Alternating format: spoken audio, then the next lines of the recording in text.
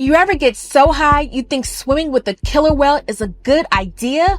One man did. He didn't survive to regret it. Let's rewind to July 6, 1999, when the original Florida man made the news. Nude man found dead on killer whale's back. Daniel Dukes was a 27-year-old marijuana-smoking, nature-loving, and spiritual-seeking drifter with a long history of bad decisions and multiple arrests for petty offenses. 3 days before his death, he was in jail for stealing a Three Musketeers candy bar from a 7-Eleven gas station. But on that fateful night in July 1999, Daniel set his sights on something bigger, a one-on-one with a killer whale named Tilikum. 12,000 pounds of wet muscle, 22 feet long, and apparently not a fan of late-night skinny dippers. He was also the largest killer whale in captivity, and Tilikum had already been involved in the death of a trainer, Kelty Byrne, in 1991. But sure, let's take a midnight swim with him. What could go wrong? Spoiler alert, everything. Daniel hid in SeaWorld after it closed, stripped off his clothes, climbed a fence, and jumped into the icy 55-degree tank like he was auditioning for Free Willy 5 Death Wish. The next morning, SeaWorld employees found Daniel floating, dead, naked on Tilikum's back.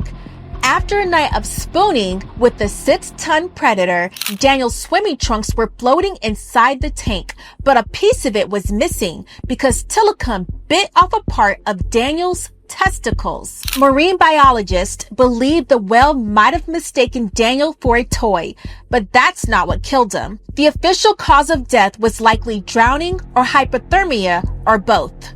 And because this story couldn't possibly get stranger, his parents sued SeaWorld. On September 10th, 1999, Daniel's parents, Michael and Patricia Dukes, filed a wrongful death lawsuit against SeaWorld. They accused SeaWorld of negligence because they did not put up better barriers around the whale's tank.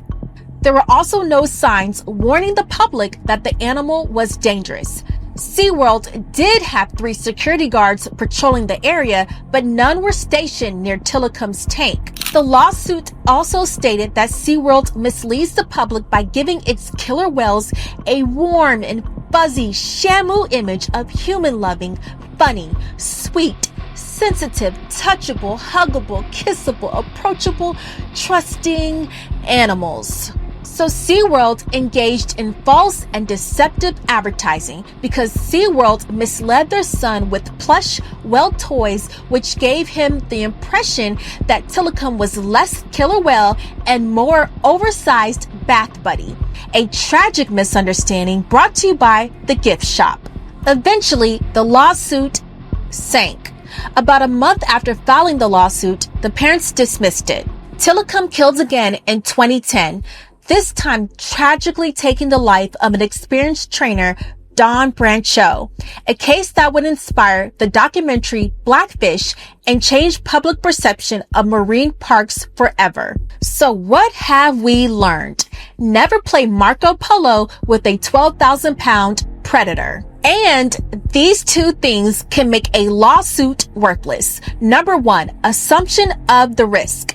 A person can't claim damages if they voluntarily agreed to a dangerous activity. And comparative negligence. In some states, if a person is more than 50% responsible for the incident, then they won't get any money.